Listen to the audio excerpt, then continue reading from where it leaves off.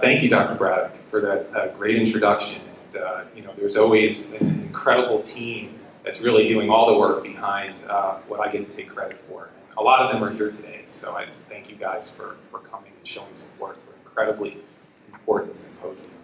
I'm actually going to try to use technology to use for the cue cards, and then I encourage you all to use this cutting-edge technology for your questions, because we're going to have a terrific panel at the end of all the speakers. And so it's my honor, really, to be able to introduce 4 spectacular speakers who are really cutting edge in their field. And I live and breathe technology. That's what I love. I love figuring out how to solve problems in order to get that technology into the patient care space. And it's not as easy as you would think all the time. There's a lot of challenges, but those challenges lead to opportunities. And I really believe that the use of technology in healthcare is going to skyrocket over the next few years. And we're already seeing it with the installation of electronic health records pretty much everywhere. But that's just the beginning. I call that technology 1.0. Electronic health records have a long way to go. And I think where they need to go is into mobile technologies and really involving the patient in their care. So I'd like to pretty much move right on to our wonderful speakers. And our first speaker, Dr. Aydogan Ozcan, is the Chancellor's Professor at UCLA. I just launched Siri, so she's saying that this is going to be a great symposium here.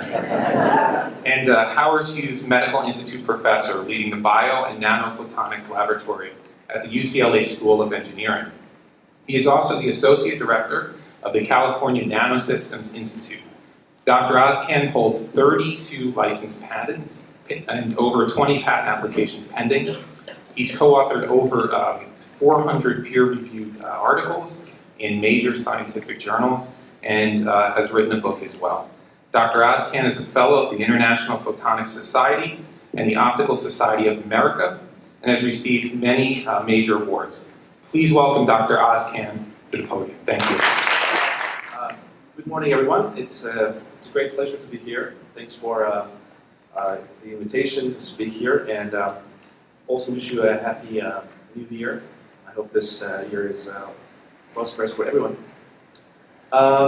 So in this presentation, I'll discuss with you some of the emerging technologies that will be around mobile health, telemedicine, and the applications of some of these imaging and sensing technologies, specifically for healthcare in resource-limited settings, which I also include the home in that setting. But some of these technologies are also going to be quite useful for education purposes and for essentially democratization of measurement science, especially in regards to biomedical sciences.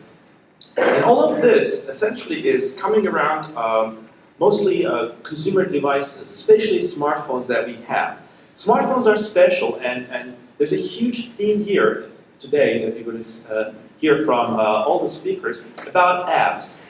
But it's not just about apps, it's also about the hardware around the mobile phone that leads to those apps. And sometimes that hardware itself is going to be especially useful to replace the hardware that you have in your laboratories. For example, a cytometer, a flow cytometer that takes so much space in your bench, that could also potentially be replaced by the hardware enabled through our consumer devices, especially mobile phones. That's why in the next few slides, I'll first give you some background about the hardware of mobile phones. And I'll start with this one, which is quite interesting to look at. What I'm showing here is the megapixel count of our mobile phone cameras over the last 10 years or so, and how it's been increasing exponentially. Every year, every 2 years, the megapixel count of our mobile phones has doubled, following the Moore's law, an exponential trend. This has enabled the mobile phone itself to work like a very advanced optical microscope, replacing some of these expensive microscopes you have in your labs, to the level where you can, for example, see an individual virus, something that is 1,000th of your hair in diameter, to that level of detail, or even seeing a single DNA molecule and measuring its length. These are made possible through this exponential growth of the hardware, especially the optical hardware. And in addition to that, the mobile phone, smartphone, has enabled us to make it work like a supercomputer. It's fair to say that IBM's first generation supercomputers cannot be replaced by our smartphones very easily. And that gives us not only the ability to capture information about a virus or about cells, about tissue samples using the hardware around the mobile phone, but also to crunch numbers and do analysis on those images that normally can be done with a supercomputer. All of this is coming together because of economies of scale. We have more than 7 billion cell phone subscribers today, and that's the reason why all of this is so inexpensive and cost-effective to us. And what's very striking is that it also creates opportunities for pushing these technologies around the mobile phone to the most remote and resource-poor settings over the world, because around 80% of these phones are being used in resource-poor settings, developing countries. This is a very a nice enabler for, as I said, democratization of biomedical measurement, science, and healthcare through these technologies. My lab at UCLA has been working on this theme. We create new kinds of instruments that convert the mobile phone or the infrastructure around the mobile phone into advanced microscopes, imaging tools, sensors, and diagnostic tools. And this slide shows you some of these. It's now routine to convert the phone using 3D printers, using attachments that are created by 3D printers into a microscope. As I said, to the level where you can see individual, even DNA molecules, which I'll, if I have time, share with you.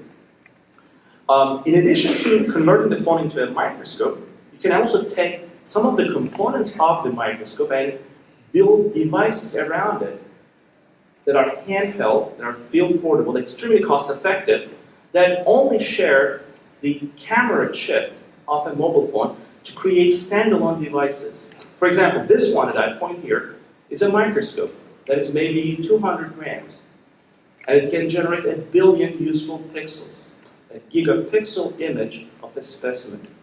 And that opens up new opportunities to practice telemedicine, specifically telepathology. In addition to microscopy, you can have other kinds of interfaces around the mobile phone. This is, for example, an imaging flow cytometer. You can flush the cells and take a movie of that flush and count cells there. This is actually an albumin detector for looking at urinary albumin concentration with about 10 parts per million level of sensitivity. In the next slide, I'm showing you some other examples that you can do with mobile phones. This one, for example, is a microscope, but at the same time, it utilizes the computational power of the phone to count cells. In this case, red blood cells, white blood cells, and hemoglobin density can be measured with around 5 to 6% accuracy compared to a hematology analyzer that's FDA approved. Some other devices are shown here. This one is interesting.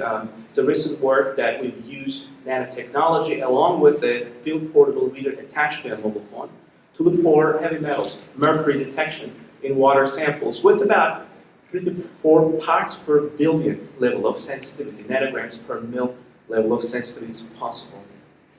Some of this work has been commercialized. I also have a conflict of interest to declare. I'm the co-founder of a startup company that's based in Los Angeles, Holomic, that has commercialized some of these devices. Actually, are being used in more than 10 countries currently. Not FDA approved, CE mark.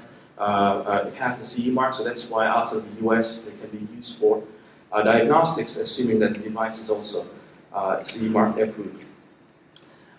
In addition to mobile phones, smartphones, there are other emerging interfaces like the smart watches or wearable computers like Google Glass that also enable us to measure on the spot various different biomedical parameters. We've been the first group to write a biomedical application for Google Glass to read diagnostic tests, in this case for looking at the concentration of PSA and also for diagnosis of HIV using the glass as a camera which connects to a server for more advanced processing. The difference between glass and a smartphone is that glass, at least the previous version, does not have the same computational power that our smartphones have.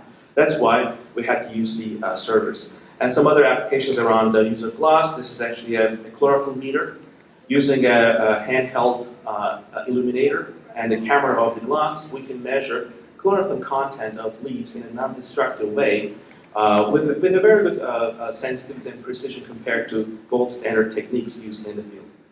These are some examples, all of which highlight what is feasible, at least from our perspective, by using technologies around the mobile phone and the computational infrastructure around it. But there's more to it in terms of cost effectiveness, field portability. These are great things, but there's more to it, and that is the connectivity. All of these measurements, highly sensitive and specific, are also tagged with time and coordinates of space, which means you can actually build maps with these devices and essentially look at the data trends. It's great for epidemiology, for looking at spatiotemporal evolution of various different conditions. And I think that's another big thing about these ubiquitous instruments being used by many for sensing relevant quantities. So in the next couple of minutes, I'd like to give you some more examples after this brief intro about these devices and pick some of them and tell you how they work. It's not just about miniaturization. Not just about 3D printing and integration with a smartphone.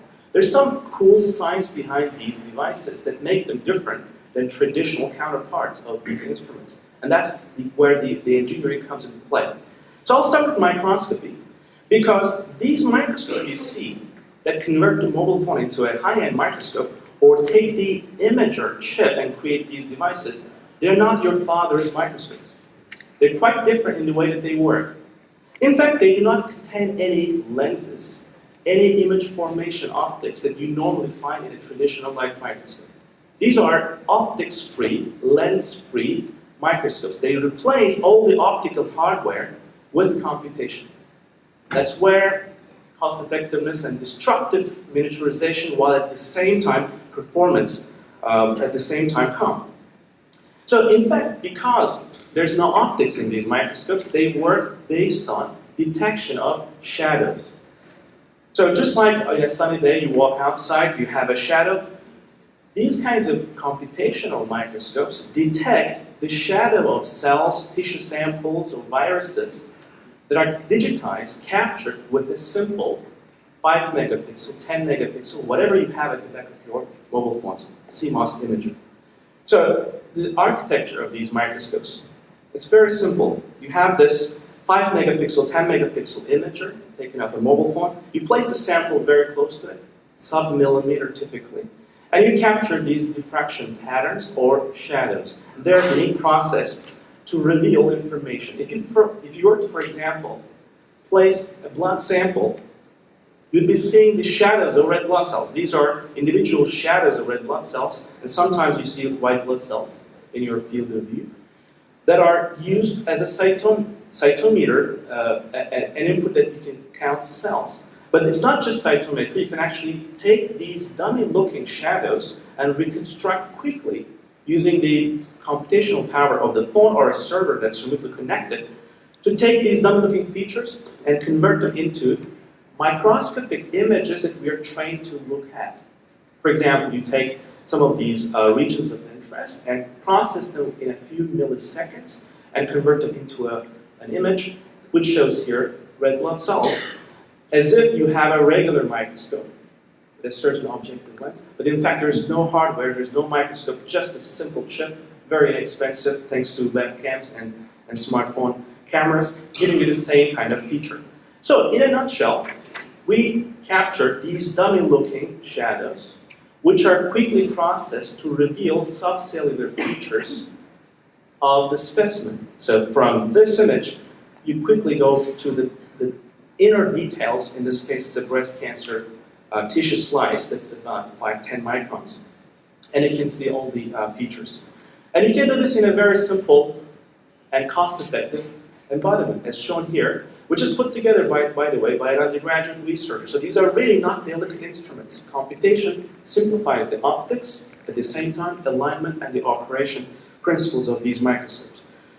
With something like this, which is field portable, you can actually take it out, look at smears. You're looking at a thin smear of blood where these features that you see here are Plasmodium falciparum infecting a red blood cell, which can be seen with these kinds of computational microscopes, giving you exactly the same kind of detail that you would expect from a benchtop microscope.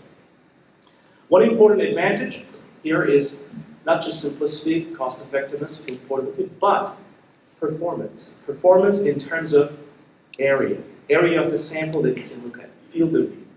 For example, a traditional light microscope can see cells or tissue samples across such a field of view if you were to use a 40x objective lens. These kinds of computational microscopes have a lot more to give you, and that's where billion pixels pour in. It's where those hundreds of millions of pixels give you much larger field of view and the same detail. In fact, we've given these images blindly to a board-certified pathologist, along with traditional microscopic images for diagnosis of cancer in these tissue slices. And we were 99% matching the diagnosis of the traditional microscopic images, that showing you that the features are retained. And some other examples are shown here in terms of color, imaging features. This is a pap smear that is being imaged.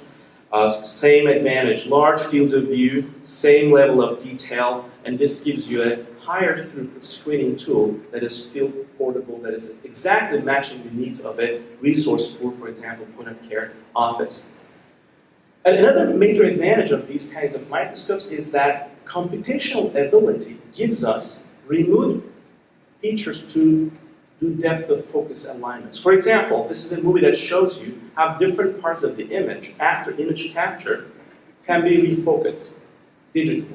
This is very important for telepathology because some of these movies, some of these computational images can be sent to a few hundred miles to another doctor's office, and they can mimic exactly the performance of a traditional light microscope and all the physical examination that you would need to have, playing with the depth of field and field of view. All of these will be digitally available to you, and that's the power of computational telemicroscopy. I'll give you another example where these kinds of microscopes, computational microscopes, along with their simplicity, cost effectiveness, also bring advantages in terms of performance. This is an example where I'm looking at this time locomotion at the microscale for quantification, for example, sperm motility. In the field portable implementation, now you can look at sperm motility, even at the home or at a point of care office, with precision that is second to none. And in this case, a similar on-chip, similar lens-free imaging system lets us to look at thousands of sperms motion in 3D with submicron localization accuracy to track their motion, quantify live dead sperms, and understand among those live sperms what fraction have certain speed histograms. For example, in this study we've shown that some of the human sperms conduct these beautiful helices. This is a human sperm that we're tracking across a second, where it does these beautiful rotations, maybe 10 rotations per second. This is enabled by the power of these computational microscopes. This is the first time that this kind of a movie in vivo has been recorded, thanks to the power of these kinds of microscopes. This is another one. It's actually a horse sperm this time that has shown a very beautiful, unique 3D pattern for the first time observed for any microsperm. I'll just fast forward it to show you how beautiful this is exact pattern, which forms a chiral rhythm. It's actually a very nice mathematical function that the sperm, I don't know why, has been conducting in 3D. This is an interesting feature because understanding what these kinds of motility patterns correspond to is also an interesting problem that demands high throughput analysis and control. So with this kind of a platform, we've looked into many parameters of these mortal sperms, imaged probably hundreds of thousands of individual sperms with this high throughput imaging platform, and we found that those kinds of helical sperms only happen 4 to 5% of the time. And 90% of these helices are right-handed. So they prefer a right-handed helix over a left-handed helix. So that 90 to 10% ratio probably would match here, right-handed versus left-handed people. It's also about 90 to 10%. Of course, there's no correlation between the two. It's just a coincidence. So I want to come back to this slide. Yes, there's an app for everything. But some of those apps are created by a combination of hardware and software. That's where the optics or the hardware around the mobile phone is also so special. And I owe to this plot. Thanks for changing your phones every few months. I salute you because you've enabled us to make progress over the last 5 to 10 years that we couldn't have made without you, without consumers. So I'll share with you some other things that we've done with this kind of an exponential growth at the back of the mobile phone camera. We've created fluorescence microscopes that can image fluorescence particles or viruses or even DNA molecules. This is actually a 3D printed optical microscope that is attached to the back of a mobile phone. But this time using lenses, and this is a different physical instrument. This time using lenses, we can see individual viruses and count them and look for example, viral load of the patient with some specific tagging. These green things that you see on the cell phone screen, these are actually corresponding to individual viruses that are about 1,000 of the human hair in diameter. So that's how much we've come across in terms of our progress. And recently we've started to see individual DNA molecules that are stretched on a glass slide. It is labeled also by some fluorescence dye. These string-like features that you see on the cell phone image, these are individual DNA molecules that are about 2 nanometers in width. 2 nanometers. That's 1/50th of a typical virus. So these are really tiny things that we can see on a mobile phone using a very inexpensive and field portable implementation. And we can also use the computational power at the phone or a remote server to size them, to measure their length with about 1 kilo base pair length accuracy. Which means we can now look at, for example, copy number variations at the backbone of DNA and correlate that for drug resistance, for example, malaria or for tuberculosis. So this is a feature that some of the genetic tests that we have in labs could now be practiced at the point of care with some sample preparation along with these inexpensive but very advanced computational microscopes. This is another example that is screening for waterborne pathogens. This is actually a Giardia detector. It has a specific front end, a filter, a mechanical filter that filters anything that has roughly the size of a Giardia particle. And then it fluorescently labels them and then captures an image using the microscope attached to a mobile phone, which then is sent to a server for automated processing.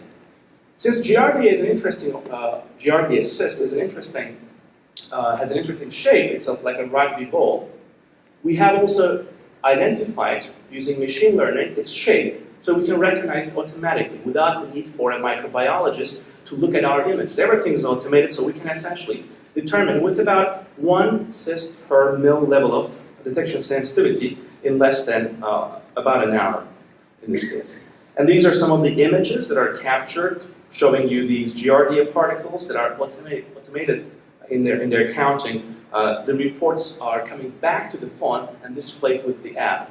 These phones are sometimes Android phones, sometimes Windows-based phones. Rarely iPhones, for a reason.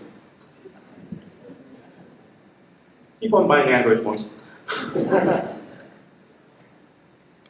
Now that BlackBerry has also recently switched to Android, keep on buying BlackBerry as well.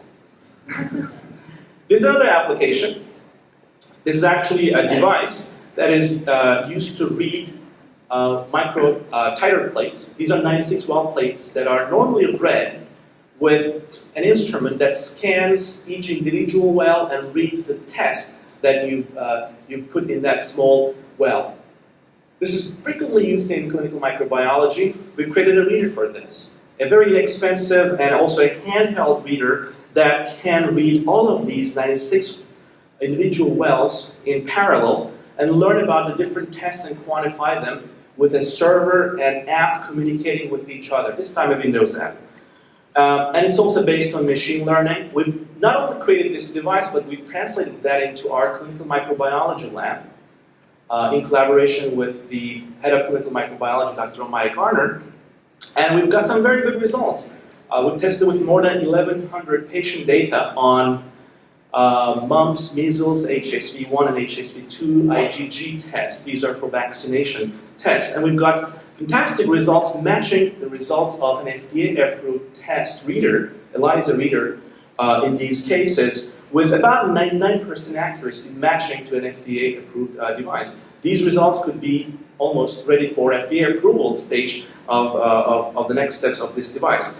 And showing you how, using computation, using the integrated system around a consumer device like a smartphone, you can actually get cost effectiveness, compactness, performance, matching traditional benchtop, maybe printer-sized devices, including in this case a valve plate reader. To conclude, there are numerous opportunities. I've just sampled here some of our work, but there are others that are doing great work on the same theme of utilizing the hardware and the software and the computational capabilities as well as the connectivity of these devices for bringing advanced measurements that you normally have in your labs to the user, whether the user is at the home sometimes, or at a point-of-care office, in the field, or at an extremely resource-poor setting. All of these are now possible. And that's essentially going to help us revolutionize our access to high-quality data wherever we want and whenever we need. But beyond that, there's also implications for education. These kinds of devices will also democratize the delivery of education and training tools. Without waiting for a $50,000 microscope, now you can educate your high school kids even, for them to see individual DNA molecules. Till my PhD, I did not see a single DNA molecule with my bare eyes through a tool, because it was very expensive. But now, you can translate some of these devices to even middle school kids, high school kids, for them to really see something that is at the nanometer scale. With this, I'd like to conclude and thank you again for this great opportunity and acknowledge all of our funding sources as well as the students and postdocs behind this work. Just to show you how simple some of these devices in terms of their construction, not the way that they're designed, but construction. Half of these students that you see here are undergraduate students who do this work with us. Thank you very much. Just doing some technical changes up here. Thank you, Dr. Ozcan. It's really, really exciting. I mean, just all of the possibilities that were going through my head on how you can use this as a bedside, get patients home, interact with the patients, it's just really incredible. That's obviously just the beginning. So really, really exciting. We're going to be showing a quick video on a new app that we're using with patients right now in Ronald Reagan UCLA Hospital.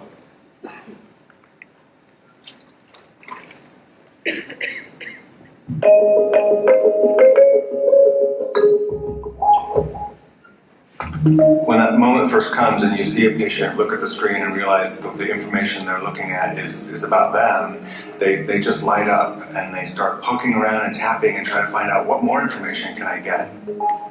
My UCLA Health Bedside is a program that helps patients get access to their own medical records while they're admitted in the hospital. For the first time, we can put into patients' hands a tool that will really help them see deep into their own treatment plan.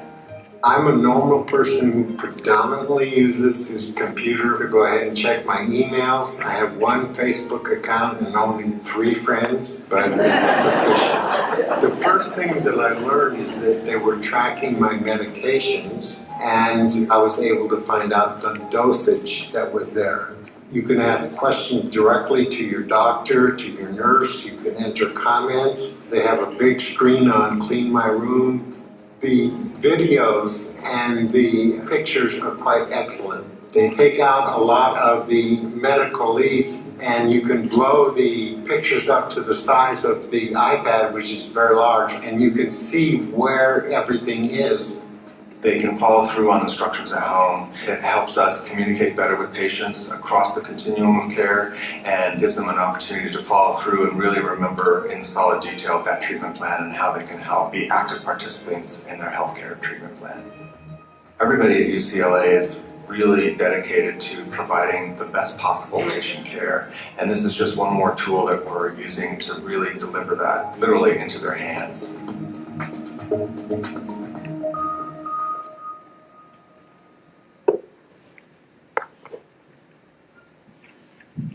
So that's right now being piloted, I think on one whole floor at Ronald Reagan Hospital. We're going to be rolling it out to the entire hospital over the next year, probably. So very exciting.